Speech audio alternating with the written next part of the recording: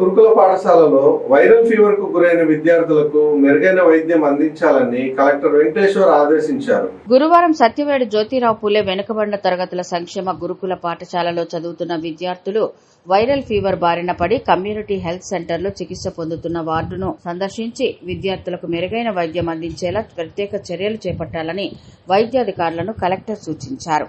ఈ సందర్భంగా జిల్లా కలెక్టర్ మాట్లాడుతూ కమ్యూనిటీ హెల్త్ సెంటర్లో 56 మంది బీసీ గురుకుల పాఠశాల విద్యార్థులకు చికిత్స అందించడం జరుగుతోందని, అందులో ఒక విద్యార్థిని రూయా హాస్పిటల్కు రెఫర్ చేయడం జరిగిందని, అందరు విద్యార్థుల ఆరోగ్యం నిలకడగా ఉందని అన్నారు.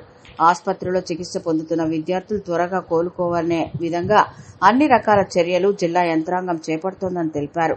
గురుకుల పాఠశాలలో చదువుతున్న విద్యార్థులకు వైరల్ ఫీవర్ కు గల కారణాలను అడిగి తెలుసుకున్నారు.